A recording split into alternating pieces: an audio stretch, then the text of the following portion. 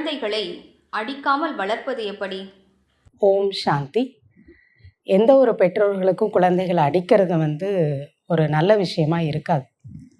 அடிச்சுட்டு வருத்தம் தான் படுவாங்க, ஏன் இப்படி அடித்தோம் அப்படின்னு.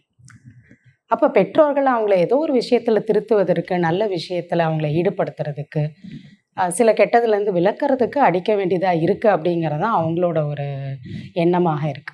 ஆனால் நம்ம அடிக்காமலும் எப்படி இதை அவங்கள நடத்தலாம் அப்படிங்கிற சில டிப்ஸ் நம்ம ஃபாலோ பண்ணலாம். ஃபஸ்ட்டு விஷயம் என்னென்னா, நாம் அவங்களுக்கு எந்த விஷயத்த செய்யணும் அப்படின்னு நம்ம சொல்கிறோமோ அந்த விஷயத்த நாம் செய்ய ஆரம்பிக்கணும்.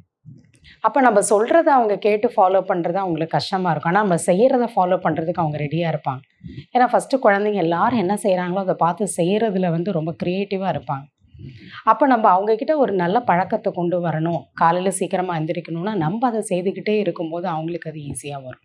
எதை செய்யக்கூடாதுன்னு நினைக்கிறோமோ அவர்கள், எப்படி பேசக்கூடாது, எதை செய்யக்கூடாது, நம்ம செய்யக்கூடாது, அதிகமாக மொபைல் பார்க்கக்கூடாது அப்படின்னா நாம் பார்க்காமே இருந்தோம் அப்படின்னா வேறு வேறு விஷயங்கள் நாம் நம்மளை ஈடுபடுத்திக்கிட்டோன்னா அவங்களும் பார்த்து கற்றுக்கொள்வாங்க. அப்போ அதை எதை செய்யக்கூடாதுன்னு அவங்களுக்கு சொல்கிறோமோ அதை நாமும் செய்யக்கூடாது. இது ஃபஸ்ட்டு டிப். ரெண்டாவது விஷயம் ஒருத்தர் தனக்குள்ளே ஒரு நல்ல விஷயத்தை கொண்டு வரணும், மாறணும், இல்லை கெட்டதை விடணும்னா அவனுக்கு தேவையான ஒரு மன வலிமை கண்டிப்பாக தேவை.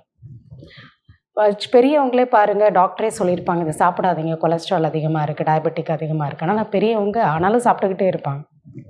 அப்போ அது ஒரு விஷயத்தை நம்ம புரிஞ்சு மாற்றிக்கிறதுக்கு நமக்கு கூட புரிதல் இருந்தால் கூட எவ்வளோ ஒரு மன பலம் இருந்தால் தான் அதுலேருந்து விலகி இருக்க முடியும், மாற்றத்தை கொண்டு வர முடியும். அதே போல் தான் குழந்தைகளுக்கும் நம்ம அதை புரிஞ்சுக்கணும். அப்போ அவங்கள எப்படி நம்ம எம்பவர் பண்ணுறது, ஒரு விஷயத்துலேருந்து விலக்கிறதுக்கு, இல்லை ஒரு நல்ல விஷயத்தை கடைப்பிடிக்க வைக்கிறதுக்கு அப்படின்னா அவங்களுக்கு தேவையானது ஒரு நல்ல பாசிட்டிவான வைப்ரேஷன். பெற்றோர்கள்கிட்டேருந்து மனதால் அவங்களுக்கு என்னோடய குழந்தை நல்லபடியாக வளருவாங்க, நல்ல பழக்க வழக்கத்தோடு இருப்பாங்க, நல்ல டிசிப்ளினாக இருப்பாங்க, அவங்களுக்கு நிறைய செல்ஃப் கண்ட்ரோல் வரும், இப்போ இல்லாட்டி கூட இப்படியெல்லாம் இருப்பாங்கங்கிற ஒரு நல்ல பாசிட்டிவ் வைப்ரேஷன் இருக்கணுமே தவிர அவங்கள நினச்சி கவலைப்படுறதோ இல்லை திட்டுறதோ நம்ம இருக்கக்கூடாது.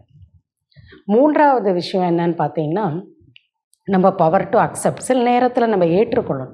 குழந்தைகளுக்கு சில பேர்கிட்ட மாற முடியல அப்படின்னா அவங்க அதை மாற்றிக்கிறது கொஞ்சம் டைம் ஆகிற வரைக்கும் குழந்தைங்க தானே அப்படி தான் இருப்பாங்கன்னு ஏற்றுக்கொள்ளணும். அப்போ நமக்கு கோபம் வராது, அடிக்க மாட்டோம், நம்மளுடைய ஒரு மனநிலையை நம்ம நல்லா வச்சுக்க முடியும், அவங்களுக்கு மாற்றத்திற்கான சக்தியும் கொடுக்க முடியும். ஓம் சாந்தி.